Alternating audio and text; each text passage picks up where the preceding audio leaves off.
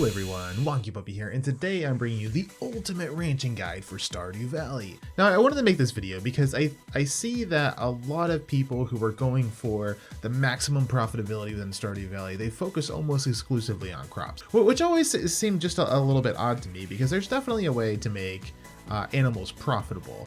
But what I usually see with people is they got into ranching in order to get the achievements and to get the goods that they needed for the community center, and they've got a whole bunch of like different kind of animals, and there's really no optimization to how do you get the most profit out of animals. So I've done a little bit of research to figure out how do you get the absolute most gold out of ranching animals, and ultimately, is it worth it?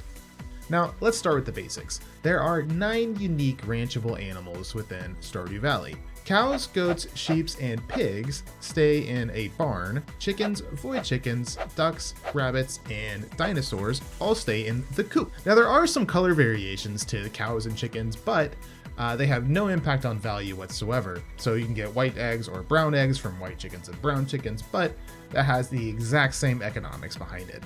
Upkeep for animals, regardless of which animal it is exactly the same, which makes the math a little bit easier on figuring out what the cost is for each of these animals. You need to pet each animal once per day in order to maximize their happiness, and they also need to eat either one tile of grass or be fed one piece of hay every single day. The animals can be let out of their barn or coop in order to eat a piece of grass if that's available around them, or you can feed them within the barn a piece of hay, which you can harvest by cutting grass with a scythe or from purchasing from Marnie. Now, while the upkeep of each animal is the same, the harvest schedule and what you get is completely different for every single type of animal. Now we need to start factoring in which of the animals is most profitable under what circumstances. And the first thing we needed to do to understand that, how frequently does each animal produce something that we can sell or turn into profit? Cows, chickens, and void chickens produce every single day, so you'll get either milk or eggs every single day from them. Next, goats and ducks produce goods every other day, so you get milk or eggs from them every second day. Sheep produce wool once every 3 days, and rabbits produce every 4th day, normally just wool, but sometimes it's also a rabbit's foot, which can be a little bit more valuable. Dinosaurs produce dinosaur eggs every 7th day, and pigs are, let's say, more complex. Pigs, unlike any other animal, produce truffles outside of the barn or coop instead of inside the barn or coop, like everybody else, which means that pigs only produce on non-rainy, non-winter days when they can actually leave the barn. So right there, you already have a dramatic difference in the number of days that you get things from pigs. But there's also a lot of randomness in the amount you should expect from a pig because you don't exactly know how many rainy days you're going to have. For some farms, there's not a lot of rainy days, and for other farms, there's a ton of rainy days. There's a high degree of randomness, and there's not really any accepted average rate in terms of the number of rainy days. On top of that, there's some multipliers that we should take into account. Really happy pigs have about a 66% chance of finding 2 truffles in one day.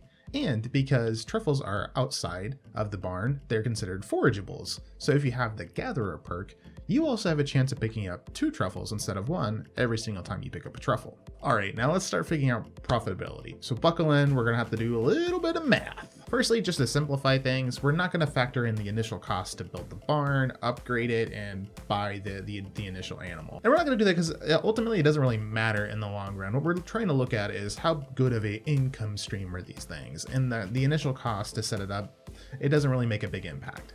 Secondly, we know that the cost to keep an animal fed and happy is exactly the same across the board. So let's just assume the most expensive option for everybody across the board, which is 50 gold a day for 28 days across 4 seasons, which comes to 5,600 gold per year in order to keep 1 animal fed. Again, because we're trying to assess how good of an income stream is each of these animals, let's assume that we're near the end game and that animals are near max level happiness and producing nearly always iridium quality goods.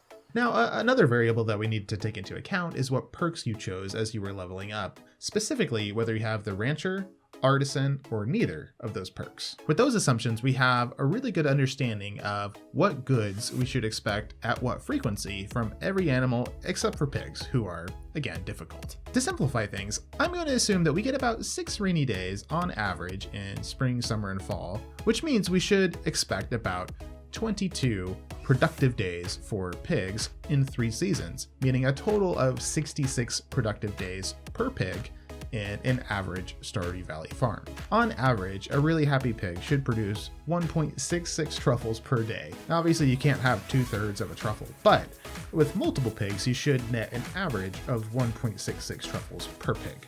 In addition to producing 1.66 pigs, if you have the Gatherer perk, you should net an average of 1.99 truffles per pig when you actually pick them up. To keep things simple, I'm just going to call that 2 instead of 1.99.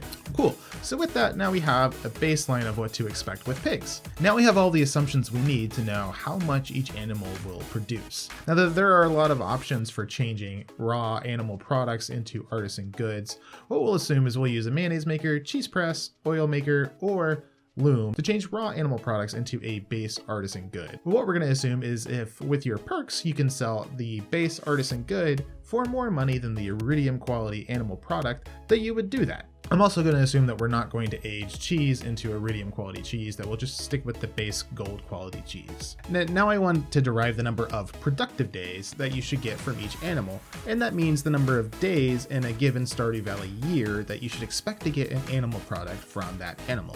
For chickens, foy chickens, and cows, the productive days is 112, which is 28 days times 4 seasons, every single day, 112 days per year in Stardew Valley. Next, ducks and goats, since they produce stuff every other day, would be 14 times 4, which is 56 productive days per year.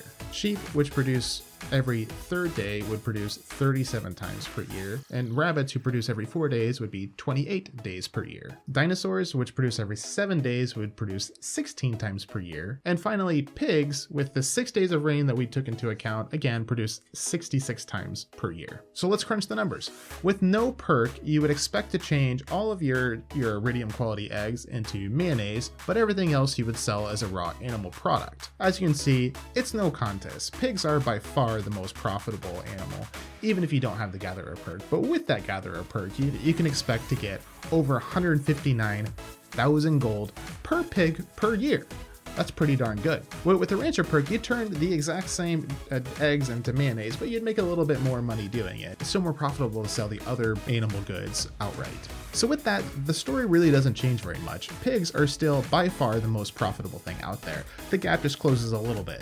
Next, my favorite is with the Artisan perk, which you can see here. And you can probably see why it's my favorite. With the Artisan good perks, it makes sense to turn your eggs, your milk, and your truffles into their artisan goods. They're making cheese, mayonnaise, and truffle oil out of all of your iridium quality animal products in order to get the most value out of them. You can see there's absolutely no contest. Across the board, regardless of the perks you have, pigs are the way to go. And look at how profitable these pigs become. If you have the Artisan perk and you have the Gatherer perk, you can expect to make a little over 190,000 gold per pig on average per year, which is a ton of gold. So with those 2 perks, you should expect to get a little over 2.2 million gold per year from 1 barn full of pigs, and that's still only producing 66 days out of the year. So there you have it. If you're going for the most amount of money that you can produce raising animals in Stardew Valley, I highly recommend that you specialize in raising pigs and getting several barns full of those pigs. So that's going to do it for today. I hope you found this video very helpful. If you did, please leave a like to let me know that. If you have any other tips, feedbacks, or if you want to see any other tip videos from me, please suggest those down below in the comment section to let me know. Don't forget to subscribe to show your support for the channel.